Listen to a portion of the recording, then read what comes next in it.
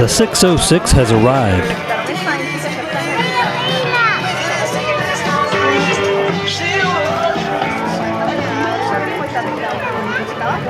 This past weekend, on the 6th day of the 6th month, the Bloomingdale Trail and the 606 were opened to the public.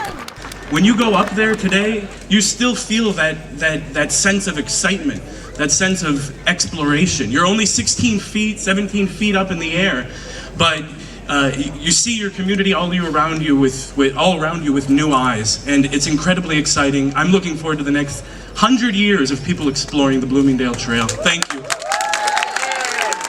Ribbons were cut at each entrance to the trail, and a dedication ceremony was held at the western trailhead.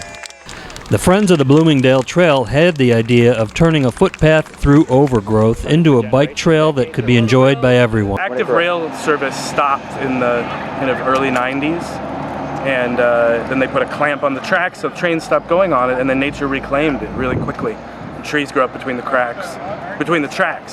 And by the time I got up there, 8 years later, it was overgrown, and there, thousands of people had been there before me. The Trust for Public Land has worked with community organizations like Walsh Park Advisory Council to manage community expectations and incorporate neighbor input into the design of the 606. Past 2.5 years or 3 years, it has taken not only myself, but a lot of immediate neighbors, other members of the advisory council, a lot of time working with the Park District and Trust for Public Land officials, trying to kind of find a balance within the community and the design process too. It's been challenging, to say the least, on a lot of fronts, but right now we're embracing it.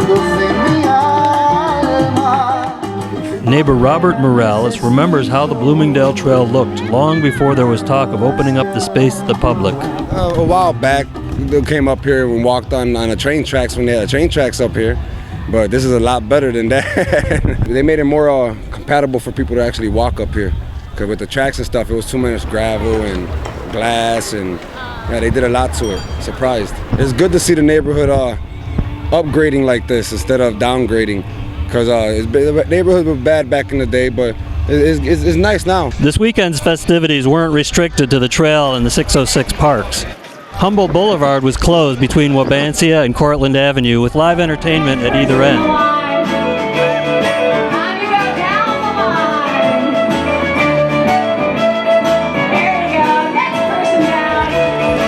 With food from local vendors, drafts from Revolution Brewing, and family-friendly activities throughout, a full-blown Chicago street fair welcomed neighbors to the new system of parks.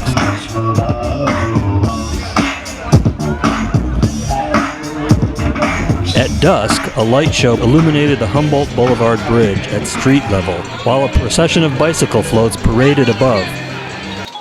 With thousands of people enjoying a beautiful, relaxing atmosphere, anyone would agree it was a successful day. It feels very surreal for this thing to actually exist. We've been coming up here trespassing for, the last 10 plus years, enjoying it, finding railroad spikes, enjoying the view, and our goal was always to share it with Chicago and the world. And here we are today, and the place is packed. And I haven't been up there yet. So this is going to be quite a journey. After this, I'm going to go up there and take a gander, because I haven't seen the city elevated like that other than from my roof deck. So it's quite a difference.